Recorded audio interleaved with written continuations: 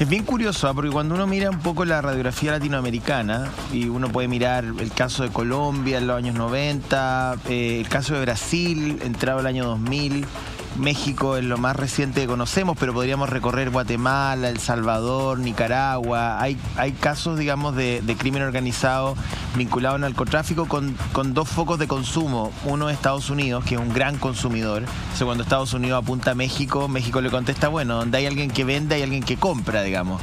Y España, que es la puerta de entrada de la droga al resto de Europa occidental.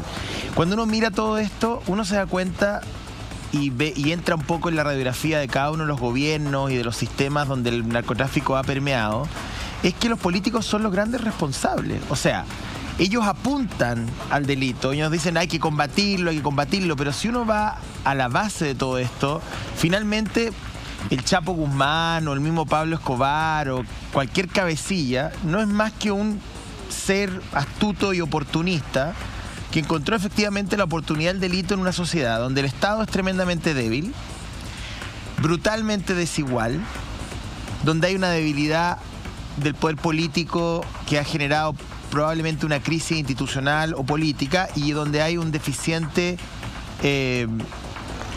proceso de administración de justicia. O sea, yo creo que todos esos elementos le sirven la mesa al señor Chapo Guzmán. Lo digo como una caricatura, podría ser el Chapo como cualquier otro narcotraficante. Por lo tanto, cuando uno se pregunta, antes de preguntarnos en qué momento el señor en San Ramón dejó entrar al narcotraficante eventualmente, uno tendría que decir de dónde viene, digamos, la génesis de todo esto. Entonces, en un país donde la desigualdad ya no se soporta, porque no se tolera, entonces cuando uno dice, oye, es que la desigualdad generó el 18 de octubre, yo iría más allá. No solamente una revuelta social. La desigualdad es la gran responsable del ingreso del narcotráfico a Chile. Si nos vamos al elemento último, obviamente uno puede analizar todo lo que se hizo después y ir, digamos, a la descripción más gráfica del crimen, que es lo que dice Sebastián, que tiene que ver con este ordenamiento territorial, en fin, cómo se compra la lealtad de la gente. Pero si tú te vas a la raíz de esto, donde hay niveles de desigualdad mayor, hay narcotráfico. O sea, la desigualdad y la concentración del poder económico es un agente que va a generar un espacio para que entre el narcotráfico, sin duda, ¿o no? ¿Alberto? Sí, sin duda. El narco funciona con dos herramientas: el horror y el miedo, sembrar el miedo, y la necesidad. Si no hubiera necesidad, el narco no tendría como efectivamente tomarse esos espacios, sobre todo en sectores más necesitados. Y por otra parte tenemos la ambición. En una sociedad que se ha privatizado como la nuestra de tal forma que se han perdido los espacios colectivos en general, empieza también a haber una expectativa de crecimiento que el narco te puede dar, de cierta forma falsa, porque finalmente un joven que se mete en una banda de narcotraficantes tiene una expectativa de vida muchísimo más baja que cualquier otra persona. Pero ahí hay un camino que se muestra, y lo hemos hablado en este programa tantas veces, cuando se hace apología a la narcocultura por parte de una sociedad. Bueno, finalmente tú dices, bueno, este auto que me gustaría tener, yo porque trabajara toda mi vida en un trabajo con la media de sueldo chileno, que es bastante baja, no lo iba a tener nunca. Si me meto acá, en este negocio, que además me está ofreciendo protección, a mi familia, cuando no llega la ambulancia, ¿quién me saca de la población? ¿Y quién me lleva al hospital? El auto del narco. Y eso es lo que ocurre. Cuando Carabineros no llega, ¿quién me protege? Me protege el narco. Nosotros lo hemos relatado acá. Relatos que a nosotros nos han llegado a Chile Transparente de poblaciones que el 18 de octubre y en adelante no pasó nada. ¿Y por qué no pasó nada? Porque el narco dio seguridad en esas poblaciones.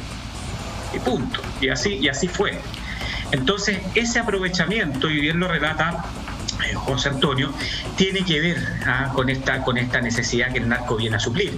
Y es por eso tan importante el rol del Estado, pero el Estado extendido, en general, la formalidad. O sea, cuando tú tienes una economía más formal, cuando tienes un Estado que llega donde tiene que llegar, el narco va a tener mucha mayor dificultad para poder tener ese control territorial.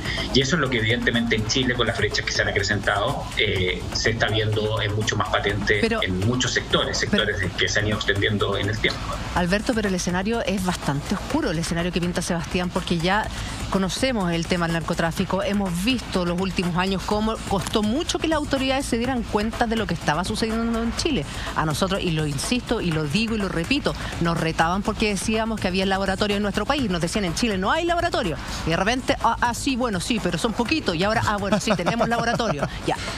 Independiente de eso, pero cuando el narco necesita al político, ahí Paola, cuando de alguna manera ingresa a la política, cuando financia las campañas de alcaldes, de concejales, de diputados, como en el caso de otros países, sacan patentes para limpiar, lavar dinero, ofrecen ayudas a cambio de favores, ahí ya estamos fregados. Otro mundo, ¿verdad? Que tú dices bien, Julita, que no está tan lejos quizás. En ese punto yo creo que el relato hay que también ampliarlo, porque no es solo el poder político propiamente tal, es también el poder judicial. En el ejemplo de Pablo Escobar, o sea, tenía comprado prácticamente a los jueces, los Paola, tribunales. perdón, la Corte de Apelaciones de Rancagua. Sí. La Corte de Apelaciones de Rancagua. Como los narcos siguen operando en las cárceles VIP. Exactamente. O sea, entonces el tema, fíjense ustedes, que va más allá de la política, es de las instituciones también, y cómo se conectan y cómo funcionan. Y ahí yo la verdad es que alabo a Alberto porque la gestión que ha hecho en Chile Transparente, reforzando con estudios serios. Esto no son solo relatos, no es como a mí me tinca que, no, hay que buscar la información, hay que compararse a nivel latinoamericano, pero también, y creo que ahí es donde está la oportunidad, porque venimos escuchando estas historias también hace más de 30 años, así como se usan los 30 años para otra cosa, bueno, también se ha hablado hace más de 30 años que hay presencia. Pensemos cuando se dijo que los parlamentarios se sometieran a los test también. ¿Por qué no? ¿Por qué no estar ahí en la primera línea y decir sí? Ahora eso es algo bien básico frente a las problemáticas que estamos hablando. Pero a mí me gustaría, Alberto, conocer también en la línea del trabajo que ustedes han hecho, obviamente también desde el punto de vista jurídico, tengo muchas ideas de lo que deberíamos hacer, en concreto propuestas, para que a partir de la Constitución podamos ir mejorando nuestros niveles de las instituciones, el propio artículo 8º que regula la probidad y transparencia, que claramente tiene que ser reforzado, la rendición de cuentas de las autoridades, porque ahí es donde está el bloqueo. Ahí es donde uno dice, porque no basta que uno diga, no, yo soy proba, ahí están mis cuentas, ahí está todo, sino también demostrarlo con hechos y con este nivel de exigencia que, digamos, en Chile ha ido aumentando. Las leyes de probidad se han ido fortaleciendo, pero con estas informaciones, y además transversal en la política, La Calera y San Ramón son los mejores ejemplos. Entonces, ¿cuáles ahí son las principales propuestas que tiene Chile Transparente? Hemos estado juntos en seminarios también, a partir de los cuales me imagino ustedes ya tienen sistematizadas estas ideas, digamos, y propuestas. Sí, y respecto a narco y política, de hecho, bueno, ayer me tocó participar en un seminario en Honduras, que es un país que está capturado por el narco, es un estado que está al borde de ser un estado fallido, con todo el cariño que uno le tiene a los amigos de Honduras, está en una situación muy, muy crítica, porque ahí ha ocurrido lo que no nos tiene que ocurrir acá, que al final los incentivos para ir por el lado correcto son muy bajos y los desincentivos son muy altos. Entonces ahí, por ejemplo, es tan importante cuando en Chile se aprobó el financiamiento público a las campañas de la política, o cuando se limitó la propaganda electoral, o cuando se abrió la posibilidad de que cualquier ciudadano pueda denunciar si es que hay abuso de la propaganda electoral, que lo hemos visto en las últimas campañas de manera bien bullada, porque si tenemos un candidato que tiene las reglas claras y que si se excede de alguna forma va a ser fácil descubrirlo, relativamente fácil descubrirlo a través de la bancarización, a través de la denuncia ciudadana, etcétera, el narco va a tener mucho más dificultad para meterse. ¿Cuál es el problema? Que a nivel más bajo, es decir, de candidatos a concejal, incluso candidatos a constituyente, elecciones más extendidas, ahí el narco puede entrar porque la fiscalización es mucho más difícil que una campaña de diputado, de senador, de presidente de la República, incluso de alcalde. ¿Cómo? Entonces lo que tenemos que lograr hacer es que esa fiscalización ciudadana sea mucho más activa en las próximas elecciones y definitivamente el narco no pueda tener ese espacio. Pero tenemos todavía prácticas, sobre todo en sectores rurales, que son muy antiguas, el acarreo, que todavía sigue ocurriendo, el pago de servicios que está absolutamente prohibido por ley. Entonces ya no basta que esté prohibido por ley, tenemos que efectivamente denunciarlo. Y ahí también tenemos que ir haciendo haciendo algunos cambios que tienen que ver con lo que tú decías ahora, que tienen que ir más arriba, conocer los beneficiarios finales de las empresas, quienes son los dueños de la plata en Chile, quienes que efectivamente tenemos que cambiar nuestro dogma del secreto bancario. No puede ser que todavía la Contraloría tenga que pedir permiso para fiscalizar determinadas cuentas fiscales. Esas son cosas impresentables en un país que quiere luchar contra el narcotraficante, que como bien lo hemos dicho, no se le va a ganar con balas nunca, se le va a ganar con inteligencia financiera y que no pueda gastar su plata en el mercado local ni sacarla de Chile. La columna de Sebastián el día de ayer fue muy comentada y parte de ella dice: se avecina un año electoral, territorio fértil para que el narcotráfico tiente a quienes quieren ser electos cueste lo que cueste. Podría parecer extremista, pero la experiencia habla por sí sola, como ya ocurrió en San Ramón, en las comunas donde hay narcotráfico y pobreza. Está el peligro que lo político colabore con el narco para que ambos puedan obtener sus objetivos. Esto es aún más riesgoso si sumamos el hecho de las necesidades producto de la crisis han aumentado, problema que los narcos han sabido aprovechar para aumentar su poder. Con esto se me viene de inmediato a la cabeza unos narcotraficantes que habían instalado una olla común. No me acuerdo bien en qué comuna, pero fue hace muy poco tiempo, en Conchalí, gracias Mane, en Conchalí. Entonces ellos instalaron una olla común. Esas son las imágenes, creo. Entonces empezaban a llegar la gente a buscar sus comidas, pero además aprovechaban esa fachada. ¿Para qué? Para vender la droga. Sebastián, ¿cuándo el narco y para qué necesita la ayuda del político? Ya, me gustaría responder a esa pregunta, pero también poner otro punto arriba de la mesa. Por favor. A ver, el narco, como buen negociante, al final de cuentas, lo que necesita es justamente tener el máximo poder territorial y tratar de expandirlo. ¿Y cuál es el mejor mecanismo? Ir ganándose a la gente. ¿Y cuando uno se gana a la gente? Justamente cuando hay necesidad. Hoy día tenemos necesidad y por lo tanto esto no es caso solamente de Chile, esto es muy ocurre en la historia de Chile, en la historia del mundo, en otras partes del mundo, cuando incluso no existían ciertas drogas, sino que más bien habían otras cosas ilegales, como por ejemplo el alcohol, etcétera. O sea, la mafia italiana, me estoy recordando de ello.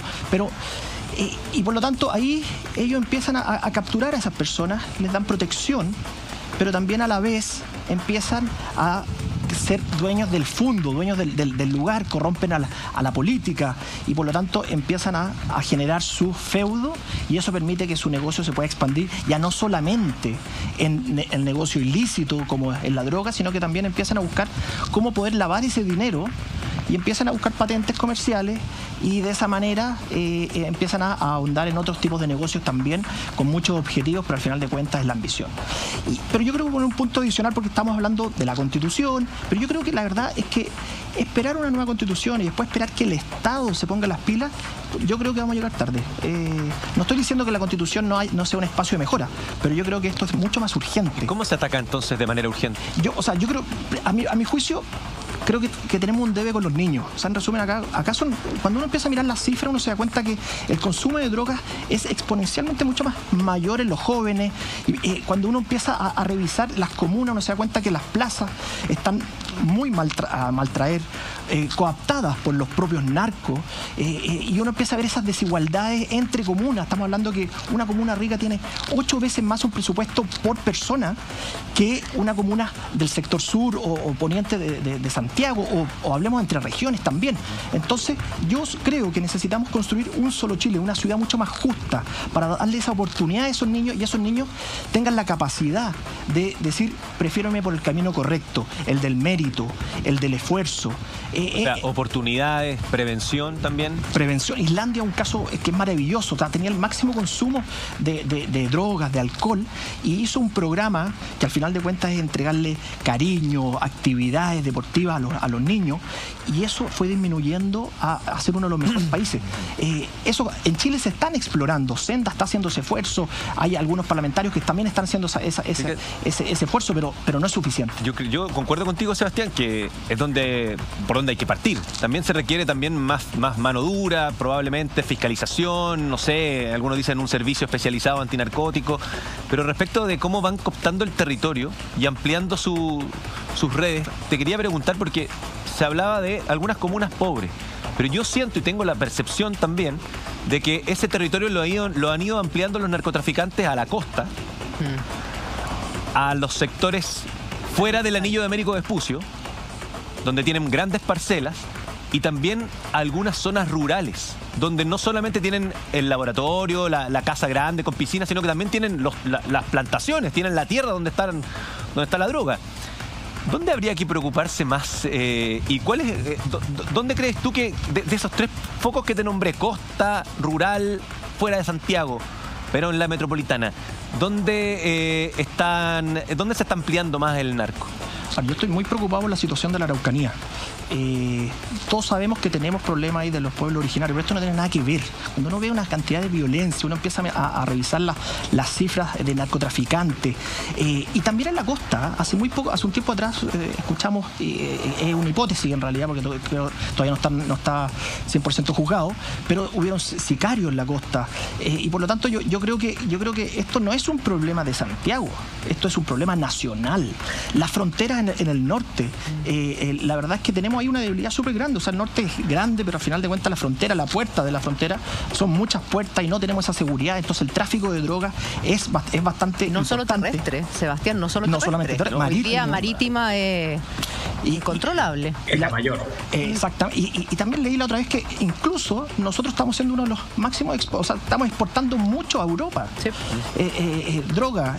Sale por Chile, sale por Chile mucho. Estamos rankeando. Y también nosotros queremos que pasa nomás, pero también tenemos manufactura, también tenemos plantación. Por lo tanto, el tema de la droga es algo muy importante y a mí me preocupan nuevamente los jóvenes, porque al final de cuentas podemos tener una mejor constitución, podemos tener mejores barrios, pero si estas generaciones no nos hacemos cargo hoy, ustedes ya se podrán imaginar qué nos depara el futuro. Pero es que cuando se permite que hayan funerales narcos, y no una vez, todo el tiempo, Alberto, cuando se permite que sigan operando estas bandas desde sus lujosas celdas, uno dice, bueno, ¿y qué hacemos? Pues el Estado no está, no hay justicia, nos encogemos de hombro y los únicos perjudicados son los vecinos de estos narcotraficantes y las personas que consumen. Hay una complejidad importante, y acá hay mucha experiencia internacional. La oferta que uno le tiene que dar tiene que ser relativamente equivalente a lo que el narco te puede ofrecer. Hay sendas historias de reemplazo de cultivos de amapola, de coca o de marihuana por tomate o por cacao. Y entonces llegaba el Estado y efectivamente con apoyo sobre todo del gobierno norteamericano erradicaba las plantaciones de coca, pongámosle, y ponía cacao. Y después esas personas cultivaban el cacao y claro, el kilo de cacao, la tonelada de cacao se vendía, no sé, a $10. Cuando una tonelada de hoja de coca se vende a $385, $400. Entonces, la comparación no resiste análisis. Entonces, efectivamente, yo estoy de acuerdo con Sebastián, hay que ir a los niños, hay que ir a los jóvenes, pero si tú finalmente lo que le vas a ofrecer es más bien una mejor cancha de fútbol y no realmente un mejor futuro, que es una política pública de mucho más largo plazo, va a ser complicado ganar, porque siempre vamos a estar en detenimiento. Entonces, más bien, lo que uno ha visto que ha sido efectivo en realidad no como la de los países como Islandia, que son realidades que yo creo que son muy distintas a las nuestras, ha sido que la inteligencia financiera es la que logra reducir al narco. Entonces, cuando tú hablas de que los narcotraficantes crean empresas y sacan patentes, bueno, eso ocurre porque en Chile no sabemos finalmente. Alberto, llegan con 20 millones de pesos en efectivo a comprarse un auto de lujo y no despiertan ninguna sospecha. Bueno, entonces, ¿de qué estamos hablando? Y eso ocurre porque en Chile las automotoras de lujo no son obligados a reportar ante la Unidad de Análisis Financiero, que está en el proyecto del gobierno. Pero, a ver, una consulta. Yo quisiera preguntarle a ustedes que entienden más, digamos, si existe algún país del mundo donde no se consuma droga, o sea, donde sea tasa cero. ¿Existe o no? No, por supuesto que la droga es un elemento que va a estar entre nosotros siempre. Uno la puede usar o no usar para la razón que sea, pero está ahí instalada. Hay algunas más peligrosas que otras, hay algunas más químicas que otras. Yo tiendo a pensar, lo he visto en términos de efecto, que la legalización de algunas drogas, por supuesto bajo la normativa, digamos, estricta que tienen algunos estados de los Estados Unidos, algunos países del norte de Europa, también podrían contribuir junto con una serie de otras medidas, ¿no? Aquí hay un tabú con respecto a las drogas. Yo siento que en América Latina en general hay un tema como que las drogas se sataniza, que yo creo que en algunos En algunos puntos, evidentemente, la droga no es buena para nada, pero está ya entre nosotros instalada. Entonces, evadirla, me parece que hay países que han encontrado mecanismos intermedios donde efectivamente tú al legalizar algún tipo de droga bajo ciertas condiciones, inmediatamente le quitas poder digamos, al comercio informal de la droga. Yo no sé si hay experiencias que se hayan analizado, la uruguaya, la del Estado de California, Holanda, Dinamarca, Bélgica, no sé. No sé si ustedes piensan parecido. El problema que tienen esas políticas, uno, que no son a nivel global, y no son mercados que ocurren dentro de una frontera, y en general han ido más bien a la legalización de drogas blandas, como la marihuana.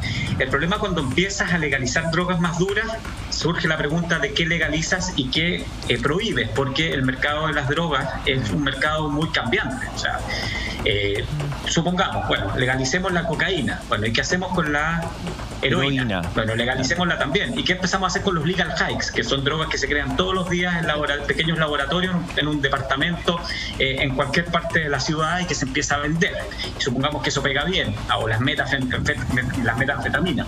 Entonces, en general, tú siempre vas detrás de lo que se va creando. Entonces, es muy difícil estas políticas, pero sobre todo la mayor dificultad, y en lo personal, y lo que nosotros siempre hemos señalado, estaríamos de acuerdo con una política más amplia de legalización, pero tendría que ser una política más bien a nivel global. Y lamentablemente tenemos toda una cultura oriental que te impide que eso vaya a ser legalizado. Claro. O sea, piensa que hay países donde el porte de un pito de marihuana te puede llevar a la pena de muerte, y nosotros estamos hablando de legalizar cocaína, o sea, imposible. Y esos son los mercados que necesitan la droga, que de dónde sale, de los puertos chilenos. Entonces finalmente no lograríamos controlar el fenómeno. Pero sin duda, por ejemplo, en el caso de la marihuana, hay bastante experiencia de que por lo menos en esa droga, pero que no tiene una prevalencia tan alta, porque también por el precio no corrompe tanto como otra, ha logrado tener algunos efectos beneficiosos para que evidentemente ese mercado por lo menos sea controlado. Pero el resto de las drogas más duras, es un mundo todavía inexplorado, si es que no se hace a nivel global.